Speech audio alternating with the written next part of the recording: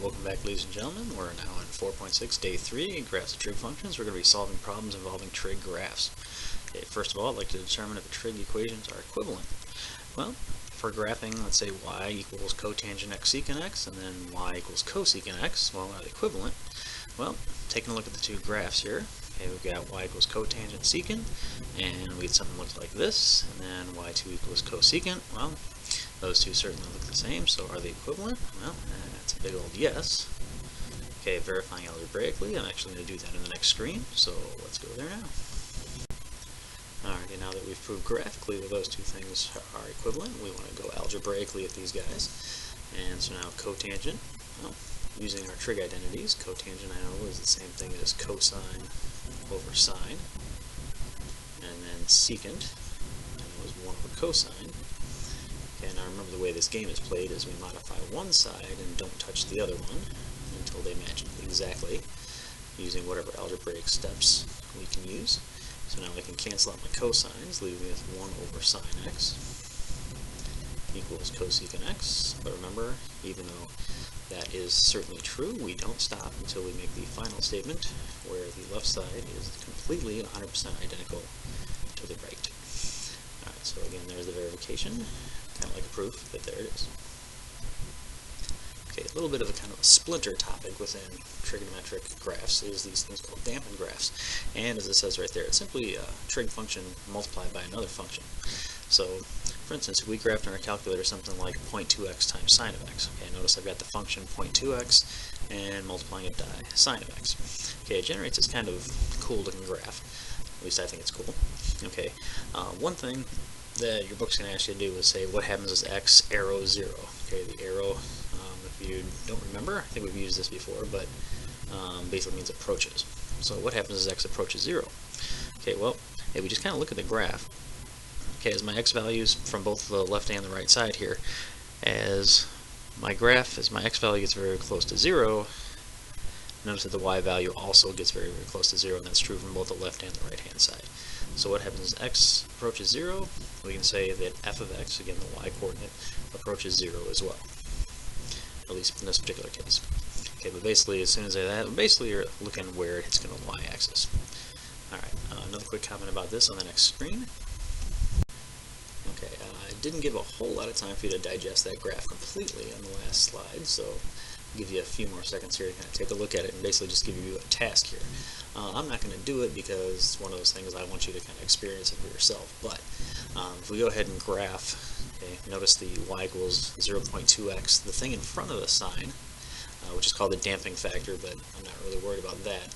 But if you graph y equals 0.2x and y equals negative 0.2x, so again, just the plus or minus of the damping factor there, there's kind of a neat little arrangement between the overall graph and those two individual graphs.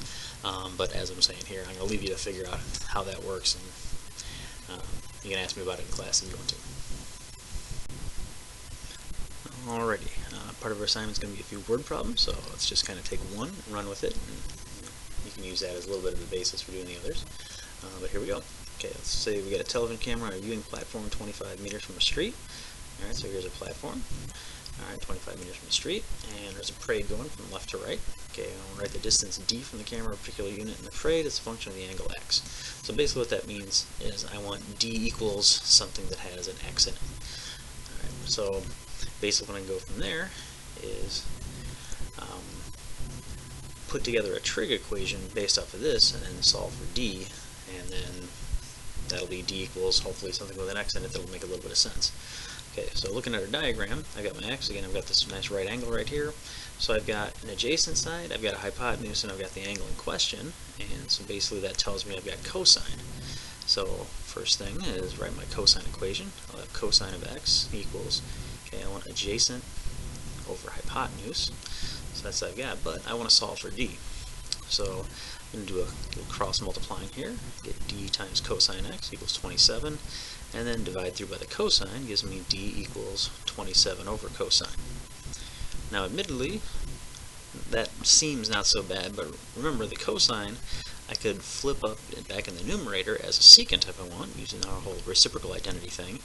And actually this is what the book is going to ask you to do, so let's do it here. So d, our distance, is going to be 27 times the secant of our angle x. Alright, so there's our function of d in terms of x, and it actually gives you kind of a use where secant actually might show up in the real world. Alright, this problem also wants us to graph the function over the interval negative pi over 2 to pi over 2. I'm going to do that here on the next slide, so let's get moving to there. Alright, now to go ahead and graph this thing on the interval negative pi over 2 to pi over 2, well, first thing first, just as a quick reminder, our equation is d equals 27 secant x. Alright, and so if I'm going to go ahead and graph this thing, really going to be important that I graph the cosine function first and then use that as a basis upon which I can do the secant. Alright, so although my interval that I'm dealing with is simply a negative pi over 2 to positive pi over 2, so I'm just going to kind of lay that down right there. Okay, keep in mind this 27 is kind of our amplitude of sorts. Again, basically what I'm going to graph first is y equals 27 cosine x. So again, our amplitude is basically 27, so I'll put that up there. I'm just going to kind of label that 27 instead of trying to do 27 tick marks or something that works out that way. Alright, so cosine starts at the top of the amplitude, and again with a normal period of 2 pi, that means our quarter periods are pi over 2, so very conveniently for our purposes here, we can get our cosine graph, or at least a portion of the cosine graph that we're talking about, that just goes from here to here. And again for secant, what I have here are asymptotes at the plus or minus pi over 2. That guy's a little crooked, pardon me for doing that. Let's see if I can do this guy a little straighter. There we go. Okay, and then really the only difference between the cosine and the secant is the secant ends up being a parabola going off of the cosine.